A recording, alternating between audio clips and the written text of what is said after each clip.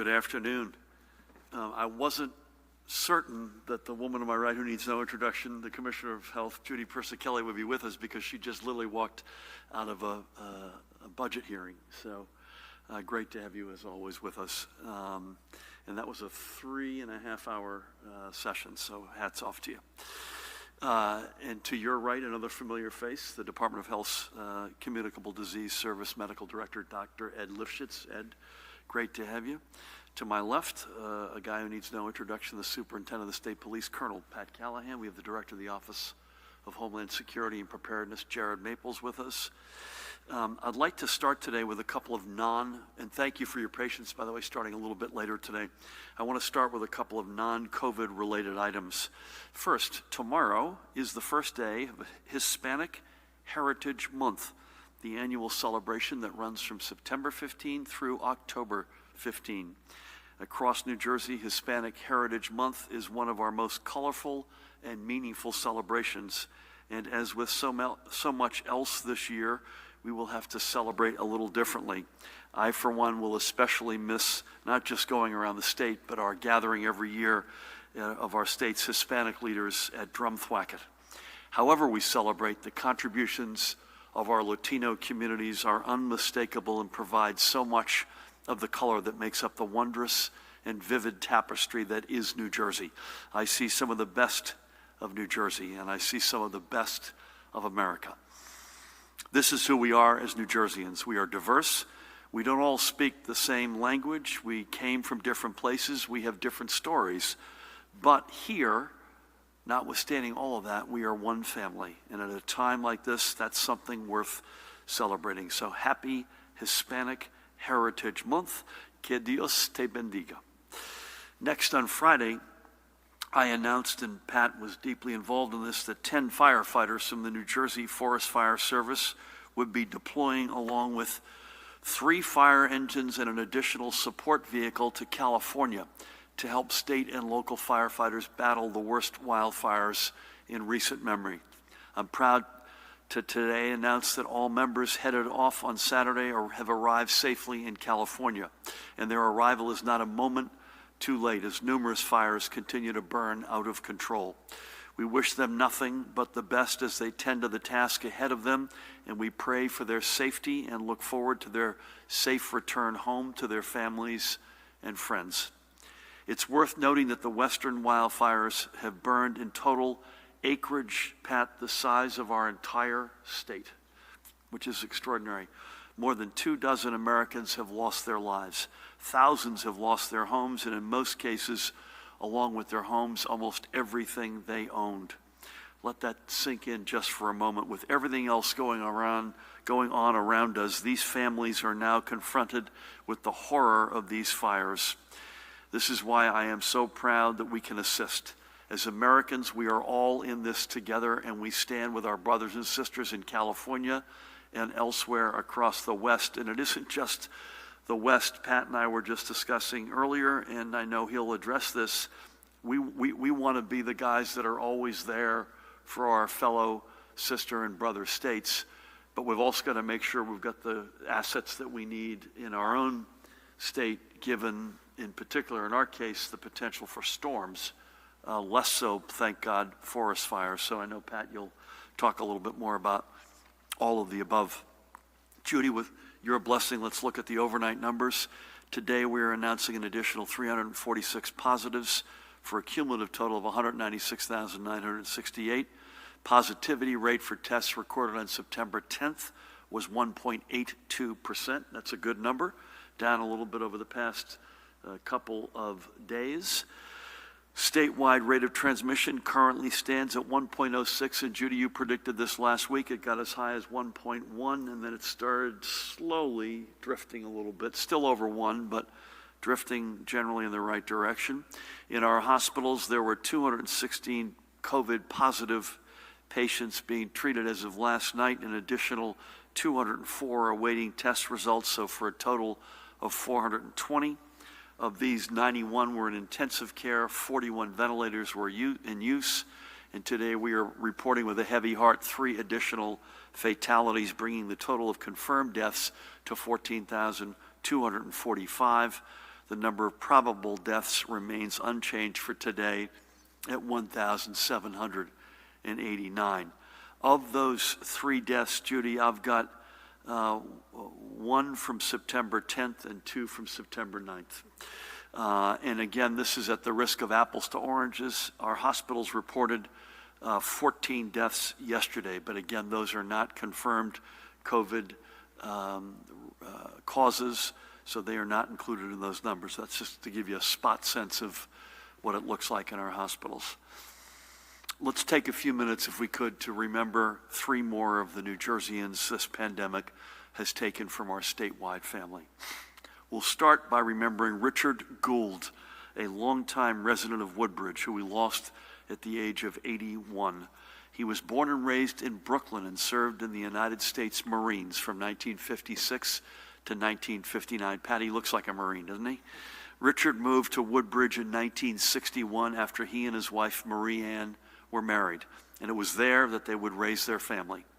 Richard worked in the alarm security industry and was the owner and operator of State Alarm Company in Edison for 20 years. Last year, he received the Pioneer Award from the New Jersey Electronic Security Association. But it is Richard's community service that stands out. He was a member of a Woodbridge Fire Company number 1 for 48 years, served as Township Fire Commissioner for 15 years, and took special pride in his work with the Fire Prevention Bureau. He was active in St. James Catholic Church and a member of the Knights of Columbus Council number 857, as well as to the Corporal Reinhardt Detachment of the Marine Corps League. He is survived by Mary Ann after 59 years of marriage, and their sons Rick, and I had the great honor of speaking with Rick at the end of the week, and Thomas, who I believe is in Colorado, and their wives Eileen and Amy, and 5 grandchildren. He also leaves 2 brothers and countless family and friends. In all, Richard had 10 godchildren. And by the way, as his son Rick said to me, Judy, 6 members of their family were COVID positive, including his wife Marie Ann. Thank God, as far as I can tell, based on our conversation, they're all okay, other than their hearts are broken by Richard's loss. So we thank Richard for his years of service to his community and to our nation, and may God bless and watch over him. Next, we recall Marie Dykstra Lilore, who passed away 2 weeks short of her 95th birthday. She was born in Jersey City and in 1944 married a young soldier named Leonard Dykstra. And after his return from serving in Europe in World War II, where, by the way, he was injured during the Battle of the Bulge, they eventually settled in Hasbrook Heights. Sadly, Leonard passed in 1984. Marie found a new love, a widower named Ralph Lilore, and they were married in 1988 and stayed together, making their home in Rutherford, and then in an assisted living facility in Woodcliff Lakes until, sadly, Ralph's passing in 2017. In her Hasbrook Heights days, Marie kept busy managing the active schedules of her children, Susan, Paul, and Peter, while volunteering at Hackensack Hospital and teaching after-school religion classes at Corpus Christi Roman Catholic Church. Her sense of community did not dim upon moving to Rutherford, and she was both an active member and volunteer at the KIPP Senior Citizens Center. So Marie now leaves behind her son Paul, and I had the honor of speaking with him at the end of the week. He's in Paramus. Her son Peter, and their families, 4 surviving grandchildren and 6 great-grandchildren. And this is not the first cross that Marie has had to bear. Her daughter Susan passed away in 2006, and her son Peter, who I mentioned is in Georgia, fell victim to an infection and is paralyzed since 2017. But they march on. Her family was her rock through thick and thin and to the end. May God bless you and watch over you, Marie, and may God bless and watch over your family. Finally, today we remember Lymas Robinson, known to many as Rob. He was born in Harlem and served with the Army in Vietnam. In 1977, he and his wife Lilore moved to Englewood and opened what Lilore called Englewood's first black-run bakery A&R Bake Shop, with Rob working behind the scenes. In the 1980s, another move took them next door to Teaneck, where they raised their children, Stephen and Felicia. He was deeply involved in the community, and Lilore wanted me to make sure I said that he was president of the Voorhees Street Association. Rob was a bus driver for several years before an opportunity arose to join the police force in the emergency department at University Hospital in Newark. He would earn the Public Safety Department's Grand Cordon Medal when he stepped in to save the life of a fellow officer who had been jumped by a man while at the hospital. Rob now leaves behind Lilore, and I had the great honor of speaking with her on Friday. He passed the night before their 57th wedding anniversary. Son Stephen and Felicia, who I also had the great honor of speaking with on Friday. His daughter-in-law Natalie, and his beloved grandchildren Jayla, Ryan, Kyle, and Dakota. He's also survived by his sister Thelma, as well as a brother-in-law and sisters-in-law, nieces and nephews. Rob was 80 years old. And again, to you, Rob, may God bless you and watch over you. And may every member of our New Jersey family who has been lost to COVID-19 be blessed, and their families find comfort in their memories. May we never forget those who we have lost. They are our friends, family members, and neighbors. And may we always remain mindful of the steps we can take to slow the spread of the virus and to save lives. Next, I want to acknowledge another of the small business leaders who has partnered with the New Jersey Economic Development Authority to remain strong during these unprecedented times. On Friday, I had the great pleasure of checking in with Kyung Sun. Kyung goes by, she wanted me to call her KJ Sung, the founder of Cherry Hill-based Computer Connections, Inc. Kyung's flagship product, Wind Cleaners, has been the leading software management system for the dry cleaning industry for the past 2 decades. It's been continually updated and improved as technology has improved, and continues to set the standard, and is in use not just across the United States, but in businesses around the world. To keep her business open, KJ worked with the EDA to receive an EDA small business loan. This will ensure that Computer Connections stays ahead of the competition, and Wind Cleaners remains the industry standard. So KJ, thank you, or I should also say, Gamsahamnida, for making New Jersey the home for your business, and we look forward to your continued success. And finally, I want to close by recognizing a hometown hero who the First Lady had the pleasure of working with recently, and I had the great honor of speaking with a few days ago, and that is Carlos Roldan, the head of Catholic Charities Food Pantries in Paterson, New Jersey. Prior to the pandemic, Carlos and his team of volunteers would provide food to between 5,000 to 7,000 residents in a typical month. By April of this year, the demand had doubled. In May, it tripled. In June, July, and August, they were serving nearly 25,000 children, women, and men. Over these months, Carlos has overseen the distribution of more than 100,000 pounds of food. Like everyone associated with Catholic Charities, Carlos is working tirelessly to end hunger, and his efforts have never been needed more than now, when countless families are turning to him to put food on their tables. So to you, my friend Carlos, and everyone at the pantry in Paterson, thank you so much for your selflessness and kindness. You are truly an inspiration. Keep up the great work. And I will send those same regards to each and every one of you working every day to keep your community safe and to help us beat this virus, keep people fed, secure, and strong. Thank you, folks, for all that you've been doing. Stay at it. Nobody does it better than New Jersey.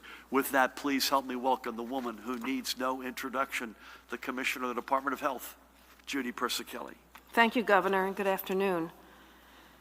As we enter the fall season, we are also moving into the flu season. This year, we are preparing for the possibility of a twin-demic, a severe flu season and a resurgence of COVID-19, which could strain healthcare resources. Therefore, this year, more than ever, It is important that everyone 6 months of age and older get vaccinated against the flu. The healthy people target for flu vaccination is 70%. Nationally and in New Jersey, less than half of the eligible population receive the flu vaccine. This leaves many people vulnerable to the complications of the flu. Getting a yearly flu vaccine helps to protect you and those around you who are more vulnerable to serious flu illness, like babies, young children, and older people, and people with certain chronic health conditions. The flu vaccine will not protect you against COVID-19. However, the vaccine can reduce flu illnesses and hospitalizations. September and October are good times to be vaccinated. This year, the CDC is encouraging residents to get vaccinated by the end of October. It takes 2 weeks after vaccination for antibodies to develop in the body and provide protection against influenza virus infection. That's why it's best to get vaccinated before influenza viruses start to spread in your community. However, residents can be vaccinated anytime while the flu virus are circulating, even after January. There are many locations to receive your flu vaccine, such as your healthcare provider's office, your local health departments, the federally qualified health centers, and your local pharmacies. Visit nj.gov/health and make plans for you and your family to get your flu vaccines today. Moving on to my daily report, as the governor shared, our hospitals reported 420 hospitalizations of COVID-19 positive patients and persons under investigation. 91 individuals are in critical care, and 45% of those patients are on ventilators. There are no new reports of multisystem inflammatory syndrome in children. There are 57 total cases in our state. The governor reviewed the new cases and deaths reported. In terms of deaths, the breakdown of deaths by race and ethnicity is as follows: white, 54.1, black, 18.3, Hispanic, 20.3, Asian, 5.5, other, 1.8. At the state veterans' homes, the numbers remain the same as they do at our psych hospitals. No, I'm going to correct myself. The psych hospitals are reporting 1 new patient testing positive at Ancora. The daily percent positivity of September 10th is New Jersey, 1.82. The northern part of the state reports 1.42. The central part of the state, 1.85. The southern part of the state, 2.84. That concludes my daily report. Stay safe and remember, for each other, for us all. Please take the call. Thank you. Judy, thank you, and thank you for rushing straight from the 3.5-hour Budget Committee hearing to here. Thank you for that and for all. Thank you also for highlighting the racial inequities, as you do virtually every day. And I'm happy to say that I was the last of the 6 Murphys, but as I promised to Dr. Tina Tan on Friday, I got my flu shot Saturday morning, so we're all on 100% compliance, and I promised I would not show up today if I had not done so. Thank you. Pat, there's a lot going on.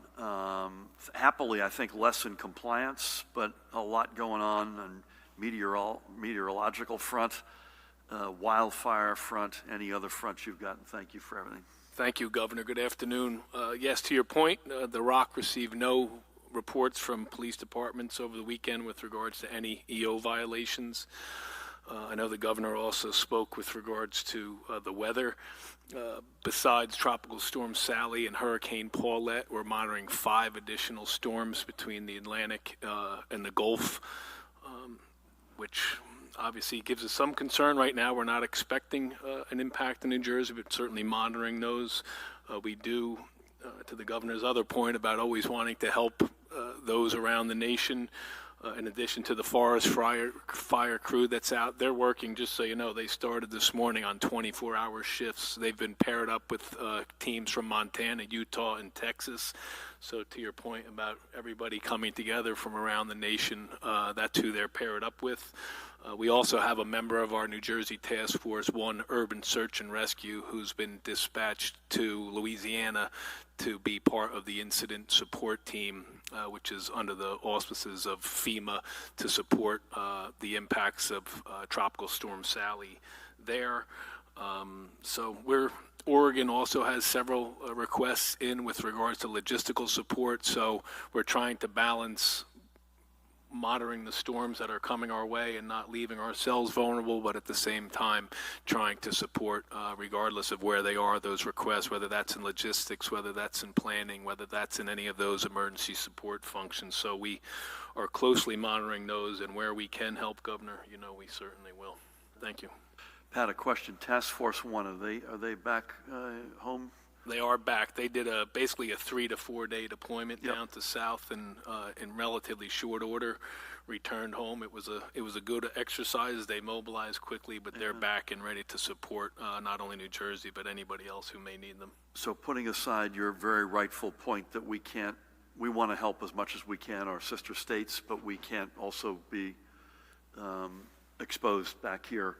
To that question, and I know firefighting apparatus and individuals are a scarce resource.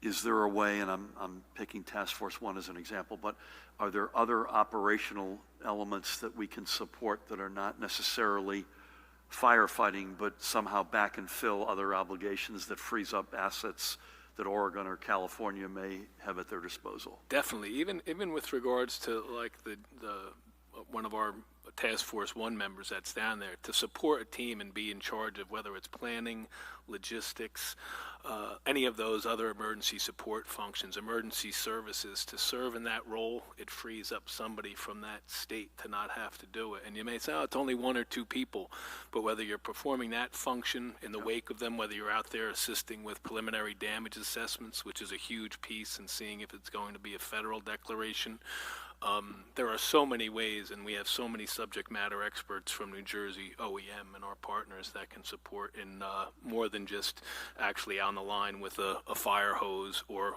on a boat with a swift water rescue. We can help in so many ways. Thank you, Governor. I was with Tom Von Essen on Friday at the September 11th Memorial in New York, and he was singing our OEM praises and Thank you. And whatnot. So, okay. So make sure, one thing is, I said this, and I know we all echo this, please God they're safe wherever they're deployed for whatever the reason. Thank you for that and for everything, Pat. I think we'll start over here. I think we're going to go back to a Monday, Wednesday, Friday this week, unless Dan Bryan corrects me. And White House, I don't think, is going to have another VTC until a week from today. So we will be almost certainly Monday, Wednesday, Friday, 1 p.m. here, and we'll be virtual Tuesday and Thursday unless we think there's cause to gather, in which case Dan or colleagues will pull it together. Mahan Gunaratne got married on Saturday. That's news. I was there myself. Tammy and I were there and saw it with our own eyes. It was a wonderful, blessed event, notwithstanding the fact that his wife Erin's family has had some tragedy in their family, but it was a very special occasion. So hats off to our colleague Mahan. And with that, Matt Arca, we'll start with you. Good afternoon. Good afternoon, Governor. At least 6 school districts have already had to alter in-person learning plans after staff and students tested positive just days into their school years. Is this more than you expected so soon? How many districts have reported cases to the state so far? And how is the contact tracing going on these efforts? Similarly, what do you make of Rowan and emergency management officials have an emergency meeting later this week to talk about a surge in cases there? Real quick, want to get your reaction on New Jersey federal lawmakers saying that they won't provide emergency reimbursement for school systems and local governments for cloths, masks, and other PPE, and doing things like cleaning at schools and at state buildings. And finally, from NJTV, Make the Road is calling on your administration to offer immediate pandemic relief to undocumented immigrants, to eliminate rent payments, and to provide, more protections for frontline workers. How do you respond to their calls? Matt, before Dante takes the mic, Dante, thank you. Who said they weren't going to reimburse the federal lawmakers from New Jersey, or federal lawmakers? New Jersey's federal lawmakers, yes. Meaning they would not pursue more federal support Well, I guess that they're saying that FEMA is no longer going to provide the support. Okay. Thank you for that. So I'll go to the top. Is this more than we expected? I think it's about what we expected, and I think, and again, Judy, tell me, you or Ed, if you disagree. I still don't believe we're aware of any in-school transmission, but if that's not the case, please correct the record. And secondly, it feels to me, I'd say quite strongly, that the system is working, that steps are being taken as they should be. Ed? Right. At this point, I would agree. No, we are not aware of any in-school transmission of cases. We can't absolutely guarantee that couldn't have happened, but we do not know of any.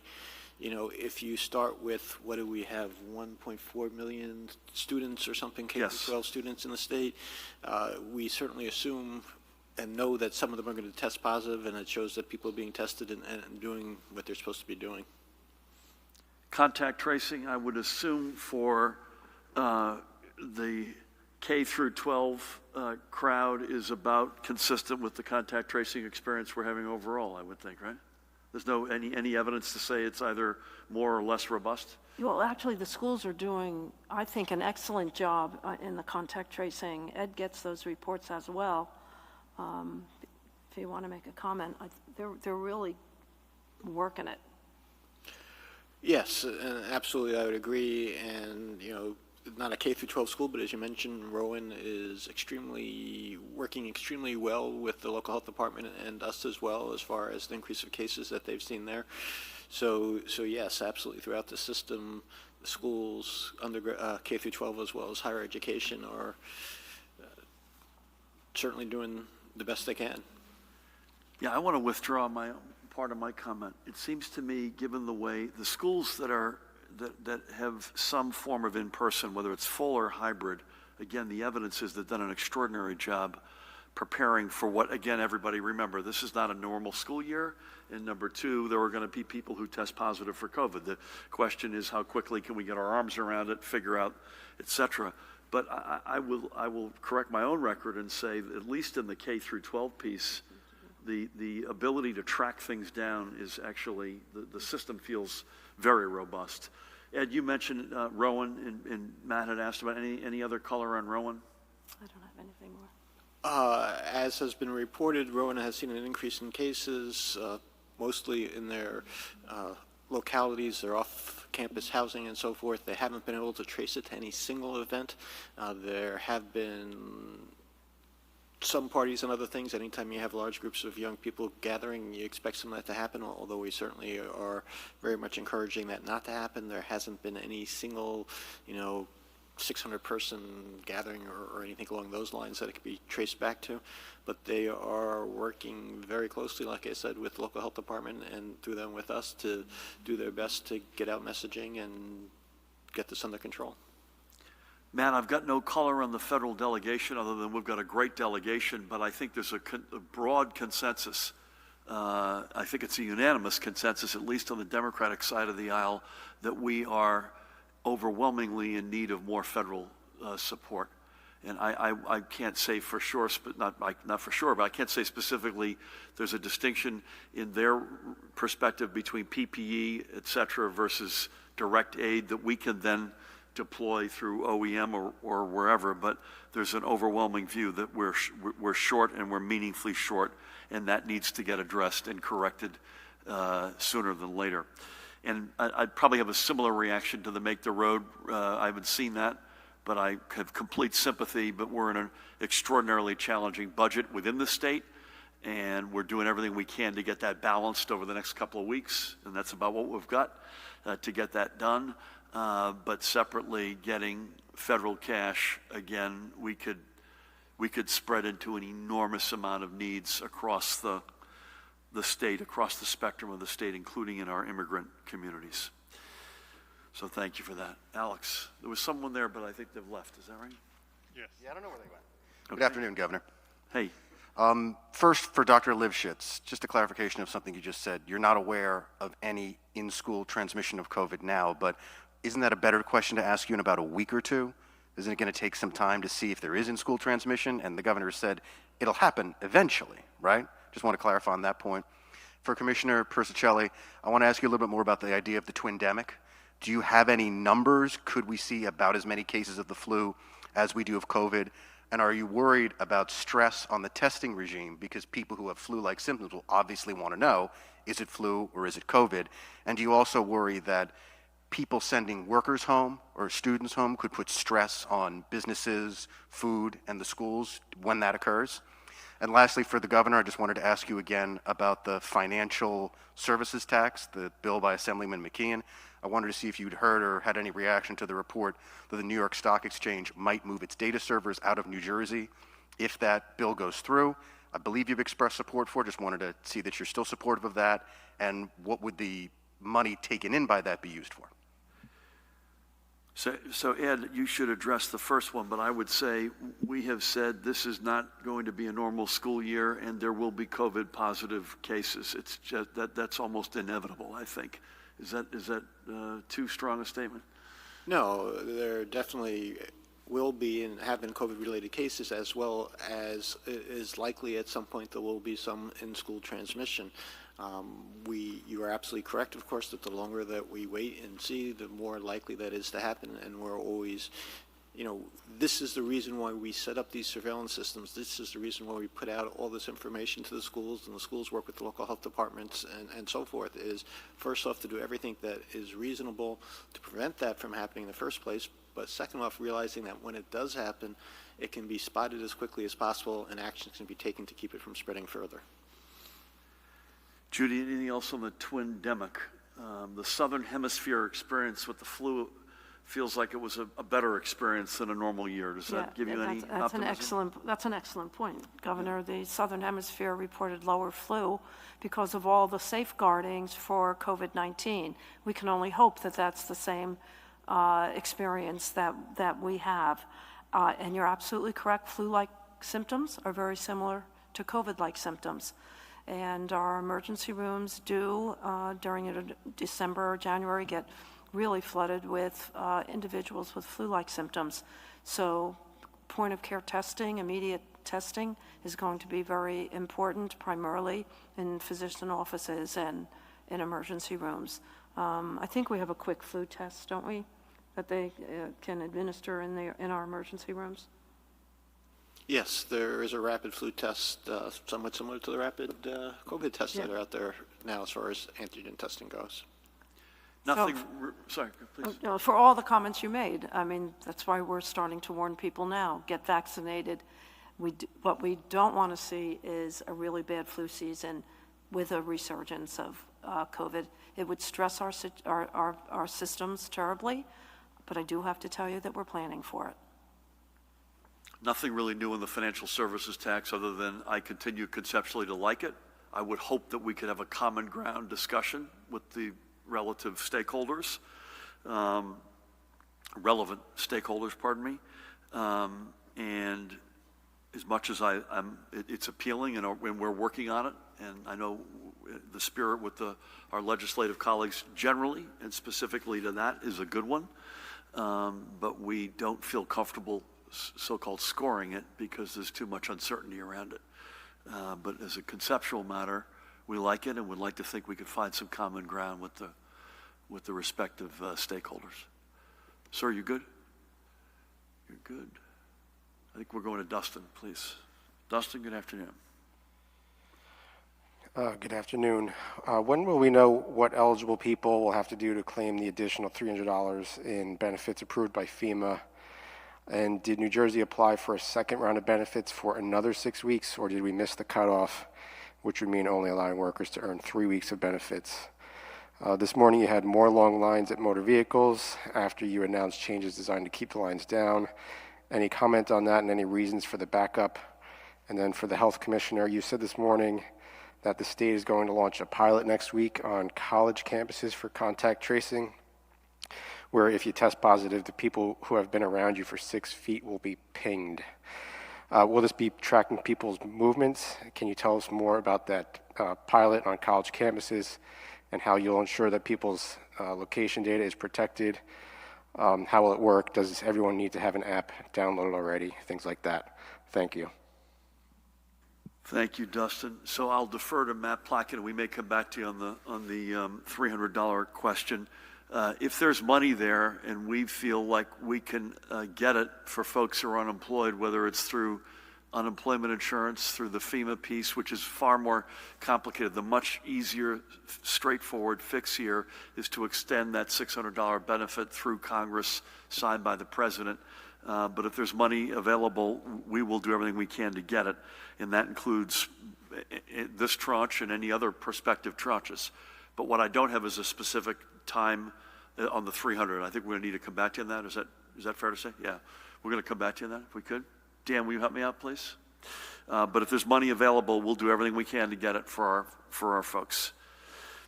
No specific reason that I'm aware of this morning in MVC that was unique to this morning, unless my colleagues have any other insights. Listen, it's not, I wish it were a light switch. I thought our discussion Friday was a really good one in terms of the laws that we signed as recently as last Thursday night. Continue to strongly not just ask for patience, and we understand your frustration and we don't blame you, but also go online and just make sure you can't do online what you think you need to do in person. And I didn't get the readout from Sue Fulton on her connection with Rosa, but I know she followed up. But that's the one thing I know that can relieve the burden right now is if you can do it online, do it online. And again, we're not going to dig out. We didn't come into this overnight, and we're not going to leave this overnight. But God willing, we'll get there sooner than later. I know what the horizon looks like in MVC, and it looks really attractive. But if you're sitting in line right now, that's little solace to you, and I don't blame you. Department of Health, the commissioner herself is here. The college pilot on contact tracing. Yeah, we hope to kick that off next week. We'll be testing it on 3 or 4 college campuses. New York, Pennsylvania, and Delaware are also bringing up the same digital notification app. So we've been doing most of our planning with them. They may announce a statewide rollout. We've decided to test it first on college campuses, see how it works. Take care of any bugs we might find, any technical issues, and check the privacy aspects of the app itself. Okay. Sir, how are you? Welcome back. We haven't seen you in a while. Appreciate it, Governor. Good afternoon. Some rural Burlington County municipalities have sections without high-speed internet access or internet access in general. There are students in these areas who, for the most part, are on remote or hybrid learning schedules. One town in a recent BPU filing or petition filing said that children are being deprived of their right to a thorough and efficient education because of these circumstances. My questions are, what steps are you taking to bring internet access to these rural communities? Have you issued any mandates in this regard, and are you considering any? Is it acceptable to you that in the 21st century there are still parts of the state without internet access? Thank you. You know, it should not be acceptable to anybody in this state or anywhere in America. You know, we designated $54 million in federal money to address both device purchases as well as internet connectivity in the state. I would love, Dan, can we follow up afterwards? I'd love to get a couple of specific communities that you've got in mind afterward. I'd love to, because I don't have a specific answer for community X, but I would love to follow up with you. And I'm going to speak out of both sides of my mouth, if I may. I'm not happy at all with the existence of any digital divide, rural, urban, or suburban, right? Period. On the other hand, and having said that, I think if you look at what we are doing right now, not necessarily the state we inherited, so we inherited something that was not acceptable and has been obviously overwhelmingly exacerbated by homeschool, remote learning, a pandemic. But I don't think in that context that any state is doing as much as we are doing right now to close that. And it ain't going to be overnight. Thank you. We're good. Thank you. Nikita. I'm sorry. He had a Good afternoon. Want to get to that? We're good, Nikita. Sorry, you want to come up here and do the questions, or? No, that's fine. Just checking, I'm sorry. So on Friday, Senator Mike Dougherty said that at a 9/11 ceremony on Friday morning Senator Mike Doherty said that racism or systemic racism was not real. He called Black Lives Matter a Marxist organization and called the defund the police movement a bid to destabilize the country. I'm wondering if you have a reaction to that. And then further, some ballots will begin to be mailed this week, mainly those for military members and those living overseas, and some will start voting. Now, the reason I ask about this or bring this up is because Perth Amboy still does not have rules for its December 8th runoff. I'm wondering if you plan to issue an executive order to address their needs and whether or not you believe that voters there should have all the rules to an election before they vote. And then I also have a question from Dan Munoz over at NJ Biz. Will you tell him we miss him? Well, I'm sure he's watching. So. He asks, a CDC report over the weekend showed that COVID-positive patients were twice as likely to say they did sit-down dining, regardless of indoors or outdoors. So they were twice as likely to do what? To say that they did sit-down dining, whether indoors or outdoors. Okay. Do you have any thoughts on the data? And has any data from the state for outdoor dining reflected that increase since June? And what about indoor dining? Has that been linked to any increases in transmission, positivity, or hospitalizations? I'm not sure I 100% understand Daniel's, but I'll give it a shot.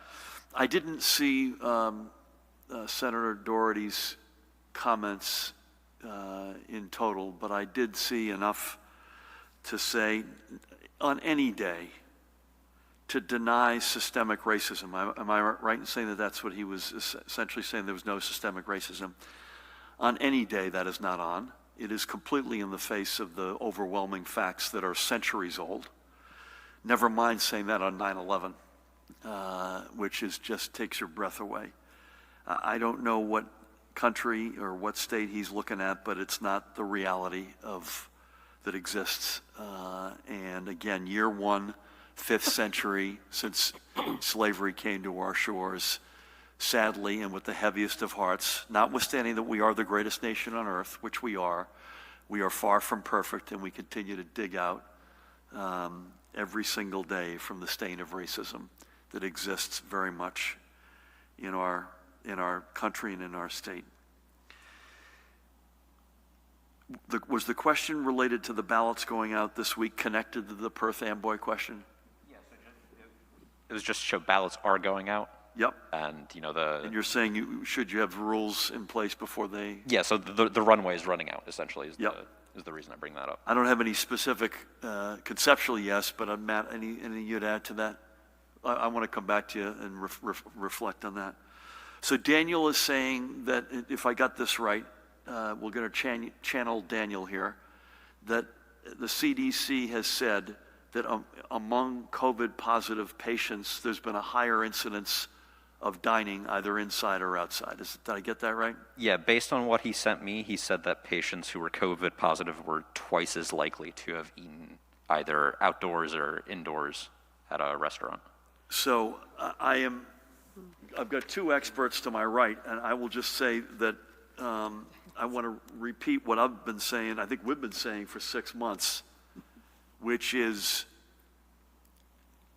outdoors, this is a lot less lethal than it is indoors. And I don't think we've got any evidence of any outbreaks coming out of outdoor dining.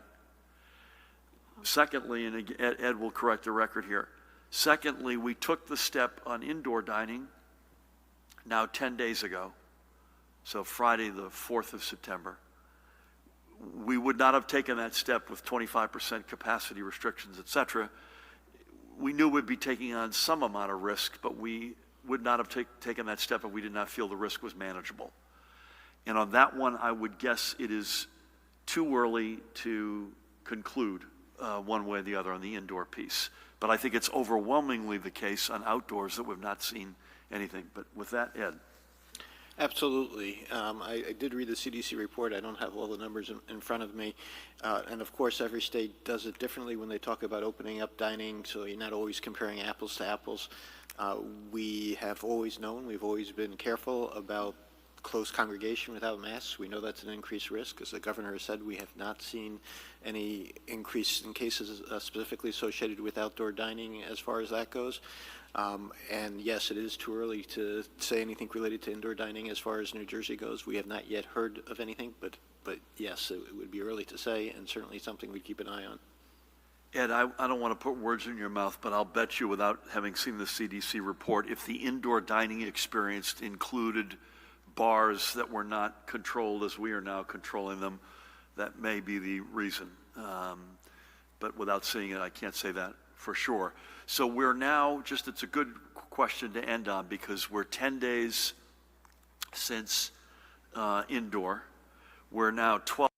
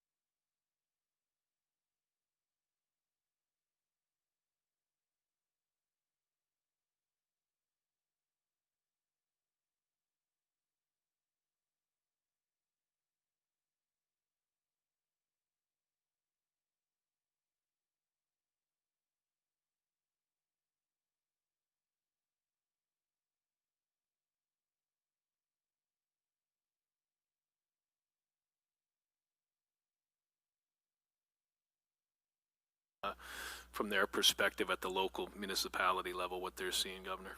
So this is partly born out of just the back and forth that we've had as a team. We feel like, anecdotally, the compliance on the steps we've taken lately, gyms, schools, indoor, and indoor dining and indoor amusement, has been overwhelmingly good. But we also, I think, Pat, I don't want to put words in your mouth, you don't want to take that for granted. You want to make sure that we're drilling into this. And the police chiefs and the folks in the counties who have been responsible and have had to bear the burden of that compliance enforcement over the past 6 months have been terrific. And Jared Maples, thank you. Dan, Matt, the whole team. They've been terrific, but the MVPs are the millions of you out there who have just consistently done the right thing. When this started, when the weather got warm, when we're back to school and back to some of these other habits that we all want to get back to, you folks have been extraordinary. And that includes individuals as well as operators, owners of establishments, superintendents of schools, educators. It takes a village, and we don't get to the shape that we're in right now, which we can't take for granted without an all hands on deck extraordinary effort. So to each and every one of you, God bless you and thank you. If not before, we'll see you Wednesday at 1 p.m. Thank you.